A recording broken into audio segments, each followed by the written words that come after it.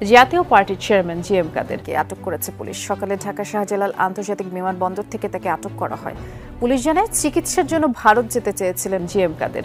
Immigration point পার হওয়ার আগেই তাকে আটক করে কর্তব্যরতরা। গ্রেফতার দেখানোর কথা জানিয়েছে পুলিশ। এবার নিষিদ্ধ হচ্ছে জিএম কাদেরের নেতৃত্বাধীন দল জাতীয় পার্টি। সোমবার নিষিদ্ধ করে প্রজ্ঞাপন জারি করা হয়েছে। নিষিদ্ধ হলেন, অবাঞ্ছিত হলেন জাতীয় পার্টি। আওয়ামী লীগের দোসরদের ব্যাপারে দেশবাসীকে সতর্কতা জারি করেছেন। শেখ হাসিনা তো পালানোর জন্য ভারতে জায়গা পাইছে, জিএম কাদের তো পালানোর জন্য কোনো দেশের জায়গাই পাবেন না। জাতীয় পার্টির বাংলাদেশের রাজনীতি করার কোনো অধিকার নেই। জনগণের বিপক্ষে অবস্থান নিয়ে নির্বাচনে অংশগ্রহণ করে অবৈধ নির্বাচনকে বৈধতা দিয়েছিল দলটি। জাতীয় পার্টির রাজনীতি নিষিদ্ধ চায় জামায়াত, এনসিপি। বাংলাদেশের রাজনীতিতে নতুন করে উত্তাপ ছড়িয়েছে জাতীয় পার্টি জাপাকে নিষিদ্ধ করার সম্ভাবনাকে ঘিরে। সম্প্রতি জার্মান আন্তর্জাতিক গণমাধ্যম ডয়চে ভেলের এক প্রতিবেদনের সূত্র ধরে স্পষ্ট হচ্ছে বাংলাদেশের রাজনীতি এক নতুন সন্ধিক্ষণে দাঁড়িয়েছে। 3 মাস আগে আওয়ামী লীগের কার্যক্রম নিষিদ্ধ হওয়ার পর এবার জাতীয় পার্টি জাপাকে নিষিদ্ধ করার দাবি ঘিরে উত্তপ্ত হয়ে উঠছে রাজপথ এবং হয়ে উঠছে আলোচনার কেন্দ্রবিন্দু। আবার জাতীয় পার্টির ভেতর দিয়ে আওয়ামী লীগকে ফেরানোর, যেহেতু রিফাইন্ড আওয়ামী লীগের চেষ্টাটা ব্যর্থ হয়েছে, তো জাতীয় পার্টির ভেতর দিয়ে আওয়ামী লীগকে ফেরানোর একটা পরিকল্পনা চলছে। কিন্তু এরা জাতীয় পার্টি হচ্ছে একদম সুনির্দিষ্ট এবং চিহ্নিত ফ্যাসিবাদী। অবশ্যই আমরা মনে করি জাতীয় পার্টির কোনো অধিকার নাই বাংলাদেশের রাজনীতি করার। জাতীয় পার্টি বাংলাদেশের রাজনীতি করার অধিকার সেদিনই হারিয়ে ফেলেছিল যেদিন এই জাতীয় পার্টির বেইমান খ্যাত চেয়ারম্যান জিএম কাদের সে ভারতে গিয়ে ভারতের সাথে যুক্তি পরামর্শ ও ডিল করে এদেশে এসে বলেছিল যে তাদের সাথে কি বিষয় নিয়ে কথা বলা হয়েছে সেটা ভারতের অনুমতি ছাড়া বলা যাবে না। তাহলে বুঝতেই পারছেন যে এই জাতীয় পার্টির চেয়ারম্যান জিএম কাদের সে এদেশে বসে এদেশের জন্য রাজনীতি করে না, বরঞ্চ ভারতের জন্য রাজনীতি করে, আর ভারতের প্ল্যান ও মিশন সাকসেস হওয়ার জন্য রাজনীতি করে।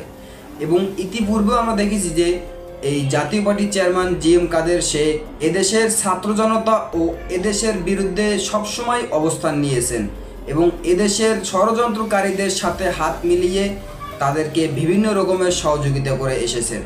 যেই কারণেই এদেশের রাজনীতি নেতা ও এদেশের জনগণের দাবিতে এই জাতীয় পার্টি ইতিমধ্যেই নিষিদ্ধ হতে চলেছে এবং এই জাতীয় পার্টির চেয়ারম্যান জিএম কাদের সে ভারতে পলাতে গিয়ে হাতে নাতে ধরা পড়েছে। সে বিষয়ে দেখেছেন ভিডিও শুরুতে কিছু অংশ, এবার দেখবেন সম্পূর্ণ ভিডিও জুড়ে বিস্তারিত।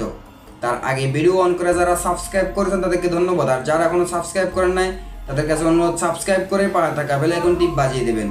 তো দর্শক চলুন এবার আমরা দেখব যে এই জাতীয় পার্টির চেয়ারম্যান জিএম কাদের সে ইতিমধ্যেই হাতে নাতে ধরা পড়েছে এবং এই জাতীয় পার্টি তারা ইতিমধ্যেই নিষিদ্ধ হতে চলেছে। এর পূর্বে একটু দেখব যে রাজনীতি নেতাকর্মীরা এই জাতীয় পার্টিকে নিয়ে কি বলেন। আমরা এই বিষয়টা প্রথমে দেখে তারপর ওই বিষয়টা দেখব। ধৈর্য ধরে একটা লাইক দিয়ে সম্পূর্ণ ভিডিও দেখতে থাকুন। অবশ্যই আমরা মনে করি জাতীয় পার্টির কোনো অধিকার নাই বাংলাদেশের রাজনীতি করার। জাতীয় পার্টি শুধু এই গত 16 বছর ধরে দালালি করে নাই। 90-এর পরাজিত শক্তি তারা।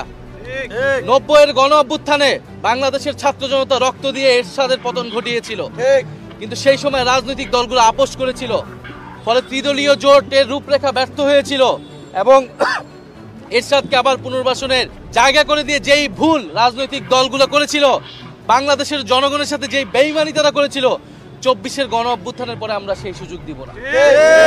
আওয়ামী লীগ, জাতীয় পার্টি এবং আওয়ামী লীগের সাথে সহযোগী যত দোসর রয়েছে এবং যারা আওয়ামী লীগকে আবার পুনর্বাসনের চেষ্টা করবে তাদের সবাইকে বাংলাদেশের মাটি থেকে বিতাড়িত করা হবে এবং বাংলাদেশে আদালতে তাদেরকে বিচারের আওতায় আনা হবে। এর কোনো বিকল্প নাই। ফলে আমরা আশা করব দেশ যাতে অস্থিতিশীলতার জায়গায় না যায়, আমরা সবাই ঐক্যবদ্ধ থাকবো। বাংলাদেশের সংস্কারও হবে, নির্বাচন হবে, নতুন সংবিধান হবে। এটা জনগণের প্রতি আমাদের প্রতিশ্রুতি। সকল রাজনৈতিক দলের প্রতি আমাদের আহ্বান থাকবে যে আপনারা দেশের এই পরিস্থিতিতে ঐক্যবদ্ধ থাকুন। এমন কোনো শক্তিকে সহায়তা করবেন না, সমর্থন দিবেন না যারা বাংলাদেশের গণতন্ত্রের জন্য হুমকি স্বরূপ। অনেক রক্তের বিনিময়ে, অনেক সংগ্রামের বিনিময়ে আমরা আজকের এই পরিস্থিতিতে এসেছি। আমরা নুরুল হক নূরের সুস্থতা কামনা করি এবং এই ঘটনার সুষ্ঠু তদন্তর মাধ্যমে বিচার হবে, এটা আমরা প্রত্যাশা করছি। ধন্যবাদ। অবশ্যই আমরা মনে করি জাতীয় পার্টির কোনো অধিকার নাই বাংলাদেশের রাজনীতি করার। ঘোষণাপত্র সহ অন্তর্বর্তী সরকার বিভিন্ন জায়গায় বলেছে 3টি নির্বাচন অবৈধ। ফলে এই 3টি নির্বাচনকে বারবার বৈধতা দিয়েছে কারা? জাতীয় পার্টি এই ফ্যাসিবাদকে টিকিয়ে রাখতে সহায়তা করেছে জাতীয় পার্টি, বাংলাদেশের জনগণের বিপক্ষে অবস্থান নিয়েছে তারা। ফলে কোন বিবেচনায় তারা আর এই বাংলাদেশের রাজনীতি করবে? এই বাংলাদেশের মাটিতে হয় জাতীয় পার্টি থাকবে, না হলে আমরা থাকবো। আমাদের রক্তে আগুন জ্বলছে, তারা আগুন ধরিয়ে দিয়েছে। এই আগুন বাংলাদেশের মাটিতে জাতীয় পার্টিকে উৎখাত না করা পর্যন্ত এই আগুন আমাদের নিভবে না। প্রত্যেকটি সহযোদ্ধার শরীরে আগুন ধরে দিয়েছে, আগুন জ্বলছে। আমরা হাসপাতালের বেডেও থাকতে পারছি না। আমার সহযোদ্ধা ভিপি নূরের গায়ে যেভাবে তারা আক্রমণ চালিয়েছে, রক্তাক্ত করেছে, এক সেকেন্ড এটা দেখে আর স্থির থাকার সুযোগ নেই। আমাদের সাথে বিএনপি জামাতও সংহতি জানিয়েছেন, তারাও বলেছেন আমরা সম্মিলিতভাবে আগামীকালকে রাজপথে নামবো, আগামীকালকেই জাতীয় পার্টির কবর রচনা করা হবে। সুতরাং প্রিয় বন্ধুগণ, গণ অধিকার পরিষদ, বিএনপি, জামাত সহ প্রত্যেকটা দেশপ্রেমিক দলকে আহ্বান জানাবো, আসুন এই ভারতীয় রয়ের দালাল, এই আওয়ামী লীগের পৃষ্ঠপোষক, এই 14 দল জাতীয় পার্টির কবর রচনা আগামীকালকে। আমাদের শরীরে এক ফোঁটা রক্ত থাকতে আমরা এই জাতীয় পার্টির কোন আস্থানা এই বাংলার জমিনে আর রাখবো না ইনশাআল্লাহ। আমার পা ভেঙছে, পায়ে 7টা সেলাই লাগছে, তারপরেও আমি বলতে চাই আমি ছুটে এসেছি। আমরা আমাদের গায়ে যে আগুন জ্বালিয়ে দিয়েছে জাতীয় পার্টি, এই আগুন যতক্ষণ না পর্যন্ত এই আওয়ামী লীগের দোসর জাতীয় পার্টির প্রত্যেকটা আস্তানা এই ঢাকা শহর থেকে উৎখাত করতে পারি, এই আগুন নিভবে না বন্ধু। বিপ্লবের এক একটা সহযোদ্ধা যারা আমাদের রয়েছে, তারা কোন দল করে কোন মতের এটা দেখার বিষয় নয়, এরা বিপ্লবের পক্ষের শক্তি, এটাই বড় কথা। তাই প্রিয় ভাইরা, মিডিয়ার মাধ্যমে আমরা আহ্বান জানাচ্ছি, আগামীকালকে আপনারা নামুন বেলা 11টায়, দল মত নির্বিশেষে সারা বাংলাদেশের প্রত্যেকটি জেলা উপজেলা শহরে নামুন এবং জাতীয় পার্টি এই সন্ত্রাসবাদী খুনি হাসিনার দোসরদের আস্তানা এই বাংলার মাটি থেকে উড়িয়ে দিন, উচ্ছেদ করুন। এগুলো সন্ত্রাসীদের আস্তানা, এসব আস্তানা থেকে বিপ্লবের পক্ষের শক্তিগুলোকে আক্রমণ চালানো হয়। ভিপি নূরকে হত্যা করার উদ্দেশ্যে আক্রমণ চালানো হয়েছে।